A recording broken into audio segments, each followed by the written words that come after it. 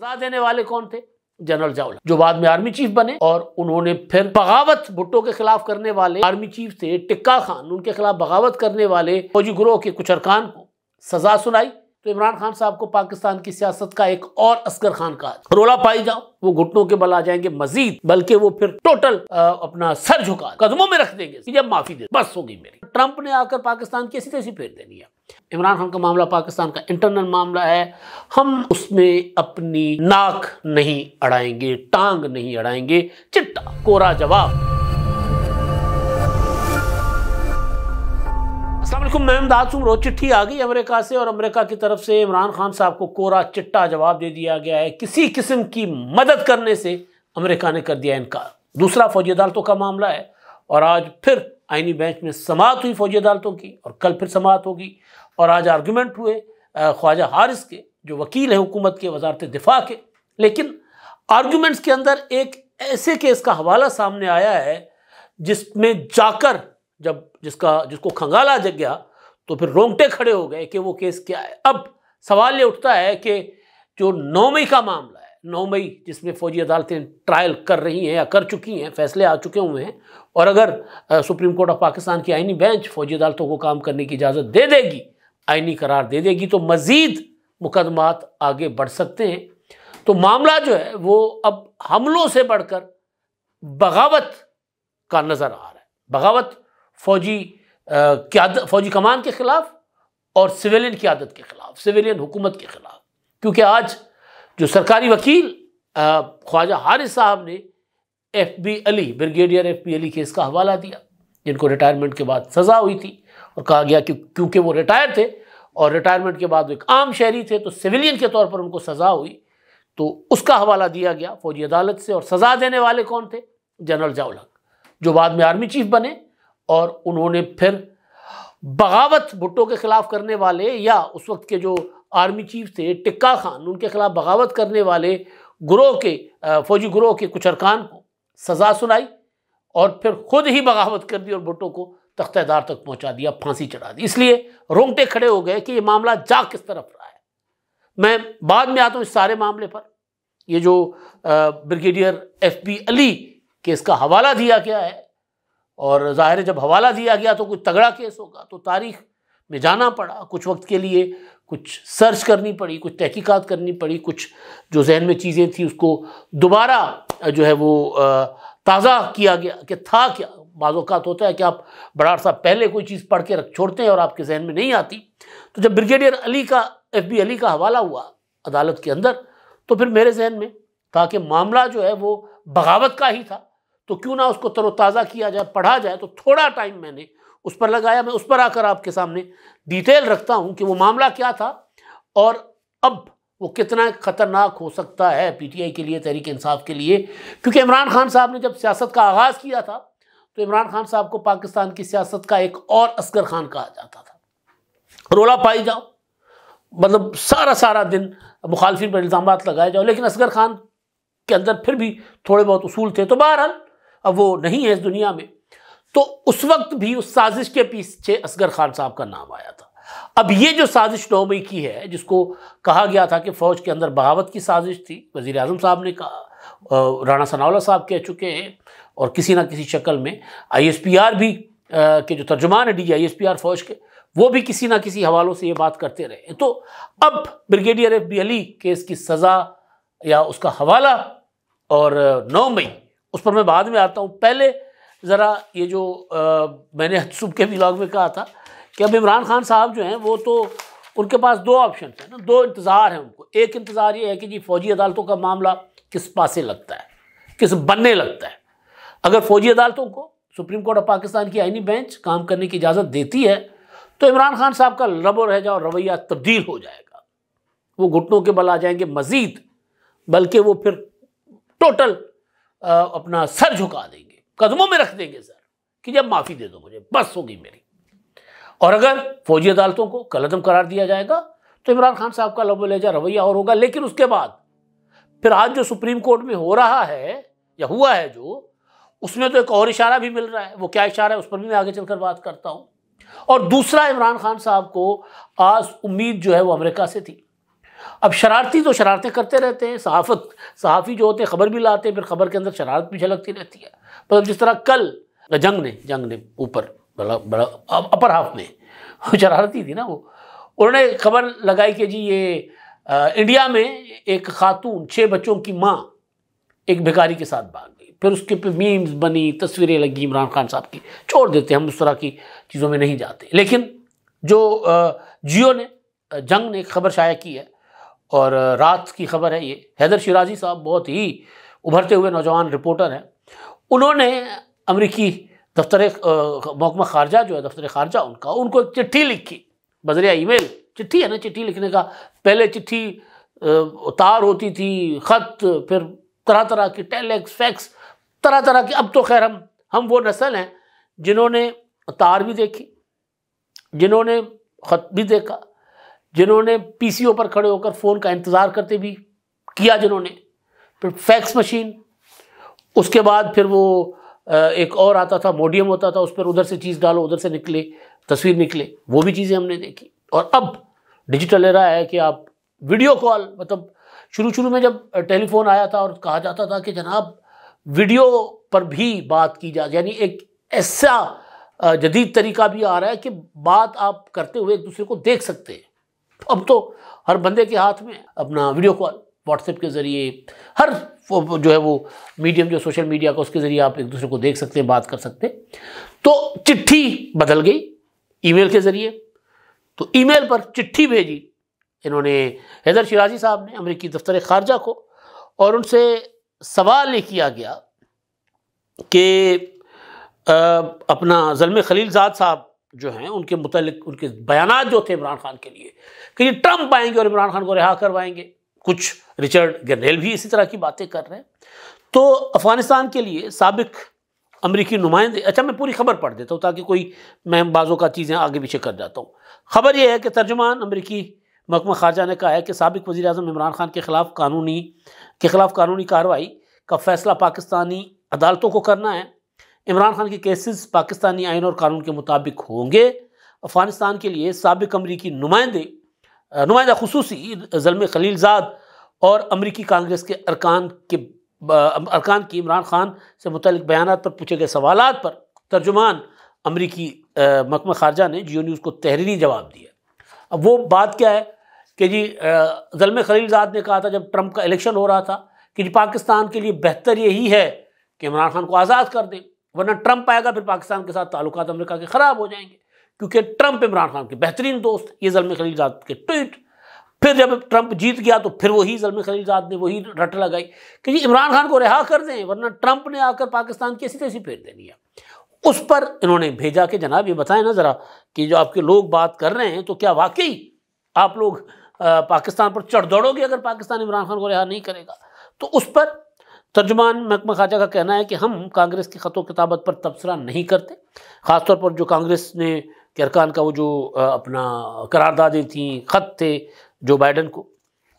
अच्छा जी, साबिक़ वज़ीर आज़म इमरान खान के ख़िलाफ़ कानूनी कार्रवाई का फ़ैसला पाकिस्तानी अदालतों को करना है और उनके केसेस जो हैं वो कह रहे हैं कि आइन और कानून के मुताबिक होंगे। तर्जुमान स्टेट डिपार्टमेंट के मुताबिक पाकिस्तान में जमहूरी उसूलों, आइनी और इंसानी हुकूक की हुक्मरानी का मुतालबा करते रहते हैं। इंसानी हुकूक अमेरिका और पाकिस्तान के ताल्लुकात का अहम हिस्सा हैं। और स्टेट डिपार्टमेंट का मजीद कहना था कि इंसानी हुकूक समेत दीगर नुकात पर बाकायदगी से पाकिस्तानी हुकाम से राब्ते में हैं। दुनिया भर के ममालिक की तरह पाकिस्तान से भी राब्ता हमारा है। अब इसका मतलब है कि हमारे पाकिस्तान के साथ ताल्लुकात अच्छे हैं। इमरान खान का मामला पाकिस्तान का इंटरनल मामला है, हम उसमें अपनी नाक नहीं अड़ाएंगे, टांग नहीं अड़ाएंगे। चिट्टा कोरा जवाब। तो एक तो हो गया। अब ट्रंप आएंगे तो दफ्तर खारजा का कोई ये इतना बड़ा शिफ्ट नहीं होता वहाँ पे कि एकदम आए और ट्रंप जो है वो कुछ दिनों में इमरान खान साहब के लिए कुछ करे। वही जो हम मुसलसल कहते आ रहे हैं कि बिला वजह इमरान खान साहब जो हैं या पीटीआई जो है वो अपना जो हम कोई गुलाम है वाला जो प्रोपेगेंडा था उससे पीछे हटे। कहते हैं हाँ जी हम गुलाम हैं, हम गुलाम में आज़ाद करवा दें, पाकिस्तान की जेल से हमें आज़ाद करवा के अपनी गुलामी में ले लें। यही कर रहे हैं ना पीटीआई वाले। वहाँ से इनकार है। उन्होंने कहा नहीं जी ताड़े वर्ग के गुलाम भी नहीं चाहिए सानू इमरान खान के लिए। उन्होंने कहा जी हमें इमरान खान साहब नहीं चाहिए ना, हम इमरान खान साहब के लिए कुछ करने की पोजीशन में। अब मैं दूसरा मामला जिस पर इमरान खान साहब का इन्हिसार है फौजी अदालतों का। अब उसमें काफ़ी सारी डिटेल, तफसील, दलाइल चलाइल हुए हैं, मैं उस पर ज़्यादा फोकस नहीं करूँगा। मैं जो ख्वाजा हारिस साहब ने मैं मुख्तसरन आपको बता देता हूँ कि जी आज जो डॉन को मैं कोट करूँगा दोबारा, ताकि जो बर्डन ऑफ कोई भी हो तो उनके ऊपर हो अगर उन्होंने मिसकोट किया हो या कुछ भी। तो बहरहाल आइनी बेंच में समाअत जो है वो तेज़ी से जारी है, कल भी थी, आज भी। ये तीसरी समाअत थी आज आइनी बेंच में। फौजी अदालतों को कलअदम करार दिए जाने के खिलाफ इंट्रा कोर्ट अपीलें जो हैं उनकी। और उसमें एक चीज़ और भी हुई है डेवलपमेंट, वो ये कि ख्वाजा जवाद ख्वाजा साहब जो हैं, मैं पहले ये जिक्र कर लूँ फिर उस तरफ आता हूँ, उन्होंने एक और पिटीशन दायर की है, क्योंकि उन्होंने पिटीशन दायर की थी कि 26वीं आइनी तरमीम का जब तक आइनी अदालत कोई फैसला नहीं करती तब तक फौजी अदालतों की समाअत ना की जाए। तो उस पर उनको जुर्माना आयद कर दिया गया था 20,000 रुपये का, और उनको कहा गया था कि जी ये आप इस तरह की पिटीशंस दायर करके अदालतों का वक्त क्यों ज़ाया कर रहे हैं। तो जवाद ख्वाजा साहब ने एक और पिटीशन दायर की है, उसमें उन्होंने कहा है कि जी एक तो दोबारा अदालत इस फैसले पर नज़रसानी करे, फौजी अदालतों का मामला रोके, समाअत रोके, और पहले 26वीं आइनी तरमीम को सुने, और जो मेरे ऊपर जुर्माना आयद किया गया था उस पर भी नज़रसानी करे और जुर्माने का फैसला वापस ले। तो ये वो मौक़िफ़ जो जवाद ख्वाजा साहब ने अपनाया है, ये मौक़िफ़ जस्टिस मंसूर अली शाह साहब का भी है, जो सीनियर प्यूरी जज है सुप्रीम कोर्ट में। वो भी ये कहते हैं कि पहले पूरी की पूरी सुप्रीम कोर्ट को बनाए आइनी बेंच, वो 26वीं आइनी तरमीम के खिलाफ जो 12 पिटीशन हैं वो सुने, और उसके बाद जो है वो आइनी बेंच बने और वो बाकी मामला को सुने। तो दोबारा ये मामला उस तरफ आ गया, और अब ये जुम्मे तक नज़र आ रहा है कि जुम्मे तक, यानी कल और परसों मेरा ख्याल है 2 दिन और समाअत चलेगी, और फिर इम्कान ये है कि इसी हफ्ते में, हो सकता है आगे जाए मामला, लेकिन इम्कान ये है कि जुम्मे तक फौजी अदालतों वाला मामला जो है वो किसी पासे लग जाएगा, अदालत शायद फैसला करने की पोजीशन में हो जुम्मे तक, और उसके बाद फिर अगले हफ्ते मामला 26वीं आइनी तरमीम का सुना जाएगा। वो इम्पोर्टेंट मामला है, और उसमें आज अपना इस तरह के कुछ रिमार्क्स भी जज साहबान के हैं कि जी पार्लियामेंट का काम है अदालत बनाए, पार्लियामेंट का काम है कि कोई अगर किसी को तिरछी नज़र से देखता है उसको भी अगर जुर्म करार दे तो पार्लियामेंट उसको जुर्म भी बना दे, करार दे दे, और उसकी समाअत के लिए अदालत भी बना दे। जस्टिस मंदोखिल साहब ने कहा पार्लियामेंट बाख्तियार है। तो बहरहाल ये मामला जो है वो एक आध दिन की, मुझे लग रहा है कि मार एक आध दिन के बाद फौजी अदालतें होंगी या फौजी अदालतें नहीं होंगी। तो मैं आता हूँ उस मामले पर, उस मुकदमे पर। आज 7 रुकनी बेंच ने समाअत की है, और उसमें दोबारा वज़ारत दिफा के वकील हैं ख्वाजा हारिस साहब, उनको कहा गया कि जी आप ज़रा हमें कायल करें ना कि क्यों सिविलियन का ट्रायल कैसे हो सकता है। जैसे मुसर्रत हिलाली साहिबा ने कहा कि सिविलियंस का फौजी अदालतों में ट्रायल APS टाइप वाक़यात जो सानियात हुए थे, हमले हुए थे, दहशतगर्दी हुई थी, उनका तो हो सकता है, लेकिन ये जो कुछ हुआ है 9 मई को, क्या इसका हो सकता है? ज़रा कायल करें। तो कैसे सिविलियन आर्मी एक्ट के तहत आते हैं? तो वो आर्गूमेंट, सवालात थे, तो उन सवालात का जवाब में ख्वाजा हारिस साहब ने कहा कि जी आर्टिकल 232 के 2 हिस्से हैं, एक आर्म फोर्सेस का और दूसरा सिविलियंस का। सिविलियंस का मिलिट्री ट्रायल का लज़म करार देने वाला फैसला पढ़ा और मौक़िफ़ अपनाया उन्होंने कि FB अली केस में तय पा चुका था कि सिविलियंस का भी फौजी अदालत में ट्रायल हो सकता है। अक्सरियती फैसले में आर्टिकल 8(3) और 8(5) की गलत तशरीह की गई। मंदोखिल साहब ने रिमार्क्स दिए कि देखते हैं कि इस पर हम आपसे इत्तफाक करें या ना करें। ख्वाजा हारिस ने कहा कि गलत तशरीह की बुनियाद पर कह दिया गया कि FB अली केस अलग नोयत का था। FB अली केस की तशरीह गलत की गई। जो जिस सुप्रीम कोर्ट की जिस 5 रुकनी बेंच ने फौजी अदालतों को कलअदम करार दिया, उन्होंने तशरीह गलत की। FB अली पर रिटायरमेंट के बाद ट्रायल चलाया गया था जब वो सिविलियन थे। फैसले में कहा गया कि जुर्म सरजद होते वक्त रिटायर्ड नहीं थे, इसलिए उनका केस अलग है। बात ठीक है किसी हद तक। अब FB अली केस क्या है, मैं इसमें बाकी मामला में नहीं जाता। FB अली केस क्या है, ज़ाहिर मुसलसल चल रहा है FB अली केस। अब हुआ ये था कि एक ग्रुप था फौजी अफसरों का, जूनियर फौजी अफसरों का। जब पाकिस्तान टूटता है तो उसके बाद एक ग्रुप जो है यहिया खान के ऊपर प्रेशर डालता है कि रिज़ाइन करो। यहिया खान का किस्सा तमाम हो जाता है, रिज़ाइन कर जाते हैं। भुट्टो हुकूमत बनती है, टिक्का खान आर्मी चीफ बनते हैं। तो उस वक्त फिर एक ग्रुप, असगर खान उनका सियासी चेहरा है, तो फिर एक ग्रुप जो है वो साजिश करता है, यानी वजीर आजम का तख्ता उलटने का और आर्मी चीफ के खिलाफ बगावत। अब आप देखें कि जो 9 मई हुआ था उसमें इमरान खान एक चेहरा है और दूसरा जनरल फैज हमीद। 9 मई में जनरल फैज हमीद तब तक रिटायर हो चुके थे, लेकिन अब DGISPR ने लिखा है, अपनी प्रेस रिलीज में कहा है कि फैज हमीद के खिलाफ अब 9 मई के जो हमले थे उसकी इन्वेस्टिगेशन भी हो रही है। और एक सीधा सीधा मामला था कि फौज के अंदर बगावत आर्मी चीफ के खिलाफ, और इमरान खान साहब बारहा 9 मई के बाद जब आज़ाद हो गए थे तो मुलाकात करने के लिए जो उनके पास लोग आते थे उनको कहते थे कि जी जनरल आसिम मुनीर चंद दिन के मेहमान हैं, इनको हटा दिया जाएगा, नए आर्मी चीफ आएंगे, ये इमरान खान साहब कहते थे। बगावत थी। लेकिन अब अदालत के अंदर एक ऐसे केस का हवाला, बेशक वो सिविलियन के तौर पर दिया गया, लेकिन जब FB अली केस को आप पढ़ेंगे तो आपको पता चलेगा कि उन्होंने फिर भुट्टो, एक ग्रुप था फौजी जवान अफसरों का, और उन्होंने फिर भुट्टो का और टिक्का खान के खिलाफ साजिश की। और टिक्का खान साहब को पता चल गया था, क्योंकि एक जो थे उस ग्रुप का हिस्सा थे कर्नल तारिक रफीक, उन्होंने आकर राज उगल दिया था कि ये सारा कुछ हो रहा है।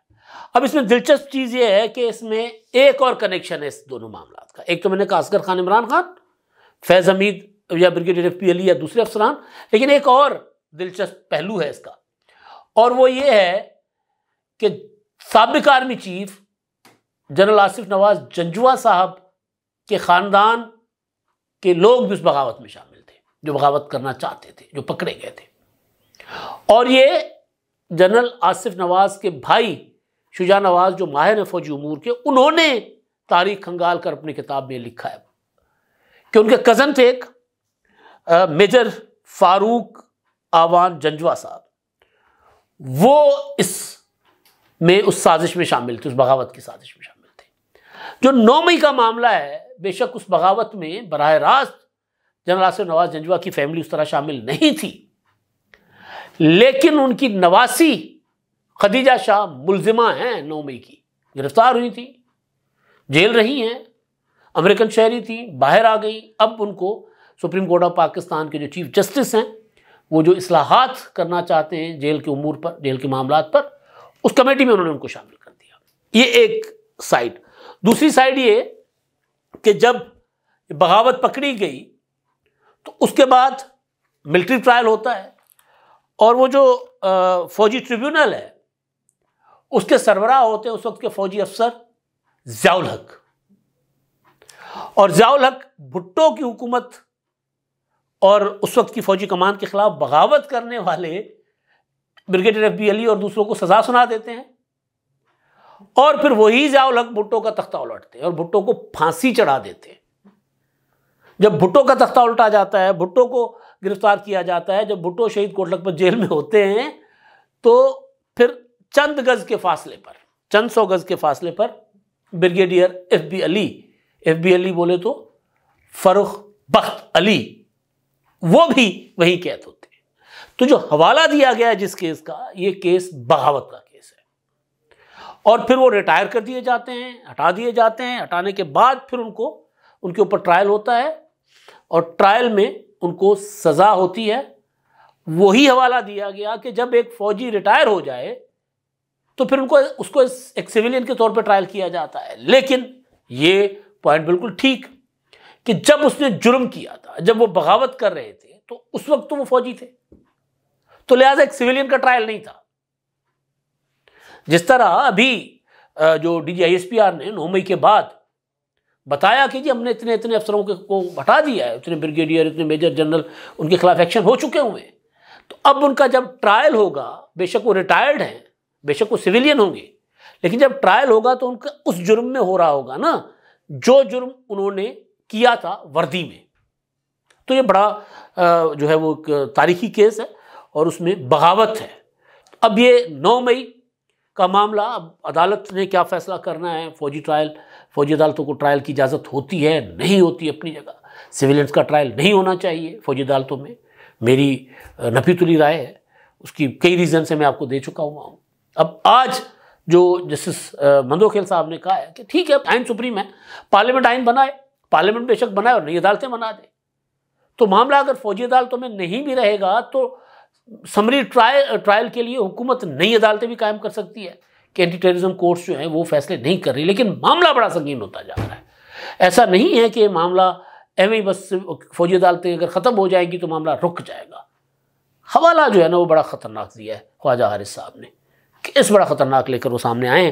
अब उस तरफ मामला जाता है नहीं जाता कि फ़ौज के अंदर और हुकूमत का तख्ता उलटने की साजिश के तौर पर इसको देखा जाता है या नहीं देखा जाता, वो मुकदमा चलता है नहीं चलता।